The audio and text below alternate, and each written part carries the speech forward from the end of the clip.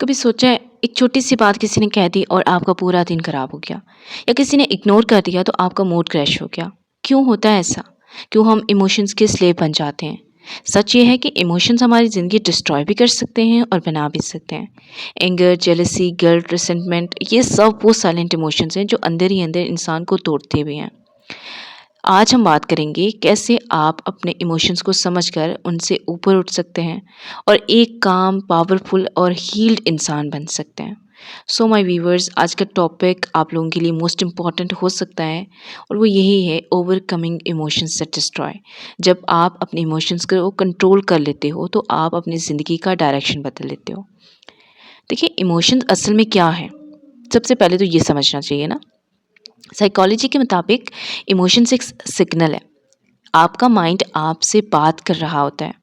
जब आप गुस्सा महसूस कर रहे होते हो तो वो सिग्नल है कि कुछ बाउंड्री क्रॉस हुई हैं। जब आप जेलसी फील करते हो तो वो सिग्नल है कि आपके अंदर कंपैरिजन चल रहा है। जब गिल्ट आता है तो वो सिग्नल है कि आप कुछ एक्सेप्ट नहीं कर पा रहे हैं। पर हम क्या करते हैं? हम इमोशंस को समझने की बजाय या तो उन्हें दबा देते हैं या उन्हें अपने ऊपर रूल करने देते हैं, और इसी जगह डिस्ट्रक्शन स्टार्ट होना शुरू हो जाती है। ठीक है? तो 4 इमोशंस ऐसे हैं जो आपको स्लोली डिस्ट्रॉय कर रहे होते हैं। साइकोलॉजी एक एक्सपर्ट कहते हैं कि अगर आप अपनी लाइफ हील करनी है आपने, तो इन 4 इमोशंस से फ्री होना ज़रूरी है आपको। सबसे पहला है एंगर, यानी गुस्सा। ये एक फायर की तरह है। अगर कंट्रोल में हो ना, अगर आप कंट्रोल में है तो प्रोटेक्ट करता है आपको। ठीक है? अगर अनकंट्रोलेबल है तो सब कुछ जला देता है, सब कुछ ख़त्म कर देता है। बहुत लोग दूसरों पर गुस्सा करते हैं और गुस्सा करते करते अपने अंदर के पीस को डिस्ट्रॉय कर देते हैं। ठीक है? फिर दूसरा है जेलसी, हसद करना, कंपैरिजन करना। ये तब आता है जब आप अपनी जर्नी भूल जाते हो। आप दूसरों के अचीवमेंट्स देखकर अपनी वर्थ को मेजर करने लगते हो। तो रिजल्ट क्या आता है? आपका माइंड हमेशा डिससेटिस्फेक्शन में रहता है। फिर तीसरा है गिल्ट, खुद से नफरत करना। ये इमोशंस इंसान को पास्ट में बंधा कर रखते हैं। ठीक है? लाइक बंद कर रखते हैं। और उसके क्या होता है कि आप सोचते रहते हैं कि मुझसे गलती हो गई है, और उस गिल्ट के वेट के नीचे फ्यूचर आपको दबा देता है। फिर 4 है रिसेंटमेंट। आपकी कोई रंजिश, कोई ग्रजेस, ये वो पॉइजन है जो आप खुद पीते हो लेकिन सोचते हो कि दूसरे को नुकसान होगा। ठीक है? जब आप जब तक आप दूसरों के लिए रिसेंटमेंट रखते हो ना, तो अपनी ग्रोथ ब्लॉक कर लेते हो आप। तो ग्रजेस रखना बहुत गलत बात है। ठीक है? So why we get trapped in these emotions? क्यों हम बार बार इन इमोशंस के चक्कर में फंस जाते हैं? सिंपल रीज़न है, क्योंकि हमने ना कभी अपने इमोशंस को फील करना नहीं सीखा।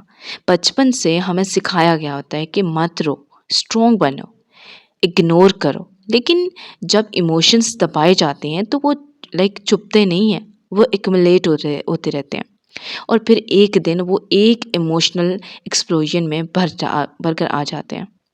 गुस्सा, एंजाइटी या डिप्रेशन की फॉर्म में। सो सबसे पहला स्टेप पता है क्या है? सबसे पहला स्टेप है feel your emotions without judgement. उन्हें समझो, लिखो और अलाउ करो, ताकि आप उनको समझ सको। ठीक है? वो बाहर आ सकें, आप उनको समझ सको, ऑब्जर्व कर सको। जितने ज़्यादा दबाओगे वो आपके अंदर उतने ज़्यादा दबते जाएंगे, और एक टाइम पे आपको इतना एग्जॉस्ट कर देंगे कि आपको कुछ समझ नहीं आएगा कि मैं किधर जाऊँ। ठीक है? तो कुछ स्टेप्स हैं जो आप लोगों के लिए बहुत हेल्पफुल होंगे। सबसे पहला स्टेप है अवेयरनेस। हर इमोशन का एक ट्रिगर होता है, एक वर्ड, एक सिचुएशन, एक मेमोरी।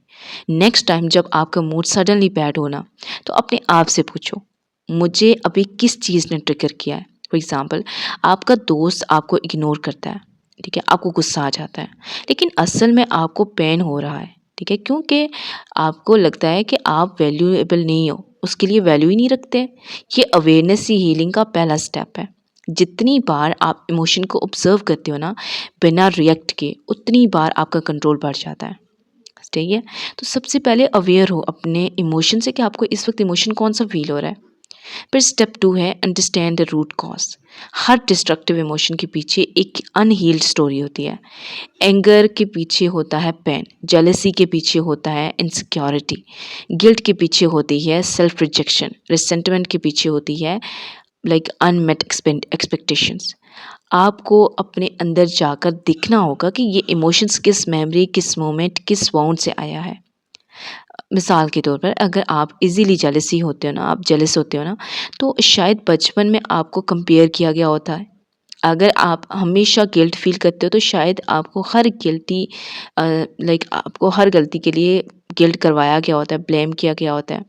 रूट पे जाओ, समझो, और देखो छोटी से छोटी चीज़ आप जब समझोगे ना और छोटी से छोटी चीज़ों को फॉरगिव करोगे ना, तो तब आपका अंदर जो है वो बहुत ज़्यादा हील होना शुरू हो जाएगा। Forgiveness it's not about forgetting, it's about freeing yourself. आप अपने आप को फ्री कर रहे हो, अपने आप के साथ अच्छा कर रहे हो। ठीक है। फिर स्टेप 3 है replace reaction with reflection. Destructive emotions तब तक डिस्ट्रॉय करते रहेंगे जब तक आप रिएक्ट करते रहोगे। नेक्स्ट टाइम जब आपको गुस्सा आए ना, तो रुक जाओ उस टाइम पे, मत उसको आगे लेके जाओ। डीप ब्रीथ लो और खुद से पूछो मैं अभी क्या फील कर रहा हूँ या मैं क्या फील कर रही हूँ, मैं क्या सीख सकती हूँ इस सिचुएशन से।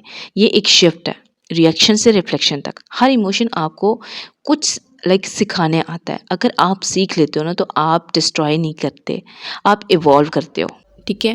देखिए, इमोशनल इंटेलिजेंस का मतलब इमोशंस को दबाना नहीं होता, बल्कि उन्हें डायरेक्शन देना होता है। ठीक है। हर सुबह कुछ मिनट स्पेंड करो अपने इमोशंस के साथ। जर्नल लिखो, मेडिटेशन करो, ग्रेटिट्यूड लिखो। अपने माइंड को ना ट्रेन करो कि हर इमोशन एक टेम्परेरी वेव है।